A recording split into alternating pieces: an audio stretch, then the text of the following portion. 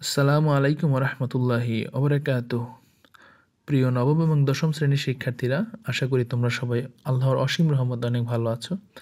আজ আমি তোমাদের ইংলিশ ফার্স্ট পেপার বইয়ের ইউনিট 3 লেসন 6 নিয়ে আলোচনা করব। এই প্যাসেজটি আমি তোমাদের এখন নিখুঁতভাবে বুঝিয়ে দেওয়ার চেষ্টা করব। সো প্রিয় শিক্ষার্থীরা, আশা করি যে তুমি ধৈর্য ধারণ করে লেসনটি শুরু থেকে শেষ পর্যন্ত দেখবে। আর তুমি যদি এই চ্যানেল নতুন হয়ে থাকো তাহলে অবশ্যই চ্যানেলটিকে সাবস্ক্রাইব করবে এবং বেল বাটনটি বাজিয়ে দিবে। আর যদি তুমি ইতিমধ্যে সাবস্ক্রাইব করে থাকো, অসংখ্য ধন্যবাদ তোমাকে। সো প্রিয় শিক্ষার্থী, তুমি একটি পিকচার দেখতে পাচ্ছ এবং এখানে দেখতে পাচ্ছ যে রমনার বটমূলে মানুষ পহেলা বৈশাখকে বরণ করে নিচ্ছে। তো আমরা প্যাসেজটি এখনই শুরু করছি। Pohela Boishakh is the first day of Bangla new year. Bangla নতুন বছরের প্রথম দিন হচ্ছে Pohela Boishakh. The day is a public holiday. দিনটি একটি সরকারি ছুটির দিন। This day has a special significance for us. এই দিনটির আমাদের জন্য রয়েছে একটি বিশেষ গুরুত্ব। অ্যাজ, যেহেতু it is a part of Bengali culture and tradition. এই দিনটি বাঙালি সংস্কৃতি এবং ঐতিহ্যের সাথে একটি সম্পর্কিত বা বাঙালি সংস্কৃতি এবং ঐতিহ্যের একটি অংশ। People from all works of life, সর্বস্তরের লোকজন।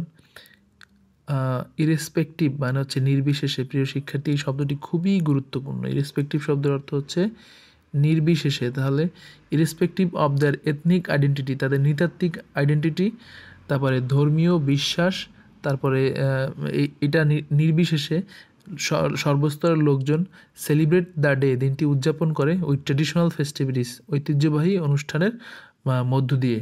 তাহলে সর্বস্তরের লোকজন তাদের যে নৃতাত্ত্বিক পরিচয় যাই হোক না কেন, অথবা তাদের ধর্মীয় বিশ্বাস যাই হোক না কেন, এই দিনটিকে উদযাপন করে থাকে বিভিন্ন ঐতিহ্যবাহী অনুষ্ঠানের মধ্য দিয়ে। অন দিস ডে, এই দিন, দ্য হোল অফ বাংলাদেশ, সমগ্র Bangladesh, is in a festive mood, সমগ্র বাংলাদেশ একটি উৎসব মুখর মুডে থাকে বা মানে উৎসব মুখর পরিবেশ বিরাজ করে সমগ্র বাংলাদেশে। দ্য ডে ইন্সপায়ার্স পিপল, এই দিনটি অনুপ্রাণিত করে মানুষকে to start life with renewed Hopes aspirations, অর্থাৎ জীবনটাকে নতুন আশা এবং আকাঙ্ক্ষা নিয়ে নতুনভাবে শুরু করার জন্য এই দিনটি মানুষকে উৎসাহিত করে। তো রিনিউড মানে হচ্ছে নতুন, আর হোপ মানে আশা, আর অ্যাসপিরেশন মানে উচ্চাকাঙ্ক্ষা বা আকাঙ্ক্ষা। এরপর দেখো যেটা বলা আছে যে এভরি ইয়ার, প্রতি বছর, দ্য ডে ইজ সেলিব্রেটেড, দিনটি উদযাপন করা হয় বা দিনটিকে উদযাপিত করা হয় ট্রেডিশনালি, ঐতিহ্যগতভাবে বা ঐতিহ্য মধ্য দিয়ে। People wake up early in the morning, লোকজন খুব ভোরে ঘুম থেকে ওঠে, অ্যান্ড হ্যাভ এ বাথ, এবং গোসল করে, অ্যান্ড ওয়্যার, এবং পরিধান করে, ট্রেডিশনাল ক্লথস, ঐতিহ্যবাহী কাপড়। উইমেন ওয়ার হোয়াইট শাড়িস, নারীরা পরে সাদা শাড়ি, উইথ রেড বর্ডার, যার বর্ডারটা থাকে লাল, অ্যান্ড অ্যাডর্ন শব্দের অর্থ হচ্ছে নিজেদেরকে সাজানো। তো অ্যাডর্ন দেমসেলফ, নিজেদেরকে সাজায়, উইথ কালারফুল চুরিস, রঙিন চুরি, অ্যান্ড ফুল অ্যান্ড ফ্লাওয়ার্স দিয়ে।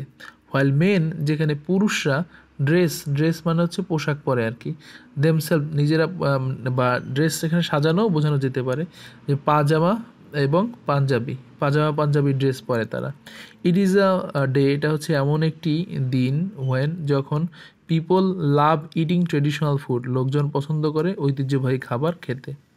One of the most colourful events of the day is held in Dhaka, অর্থাৎ এই দিনের অন্যতম রঙিন, কালারফুল বলতে বোঝায় রঙিন, আর ইভেন্টস মানে হচ্ছে অনুষ্ঠান। তার মানে হচ্ছে মূল কথা হচ্ছে অন্যতম আনন্দের একটি অনুষ্ঠান, সেটা হচ্ছে অনুষ্ঠিত হয় ঢাকায়।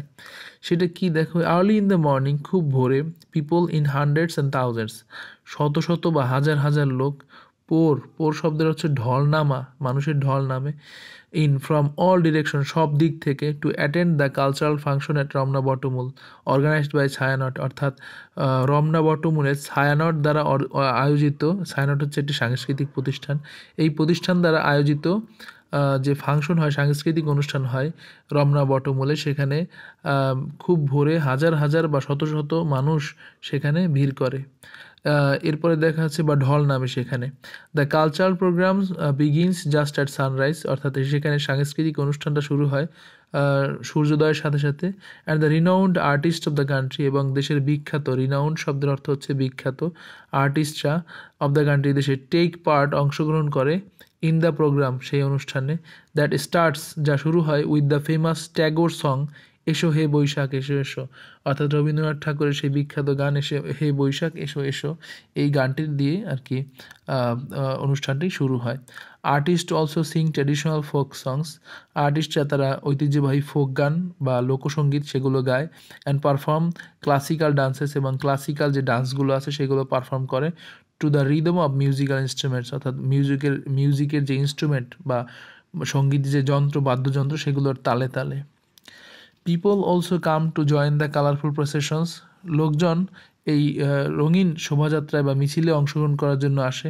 The biggest carnival of the country, দেশের সবথেকে বড় যে কার্নিভাল শব্দের অর্থ হচ্ছে মিলন মেলা, organised by the fine arts students of Dhaka University, এটি আয়োজন করে ঢাকা বিশ্ববিদ্যালয়ের চারুকলা ইনস্টিটিউট। দ্য প্রসেশন বা শোভাযাত্রাটি ইউজুয়ালি ডিসপ্লেস, সাধারণত তুলে ধরে the traditional practices of Bengali culture, Bengali সংস্কৃতির যে ঐতিহ্যবাহী যে চর্চা বা অনুশীলনগুলো সেগুলো তুলে ধরে।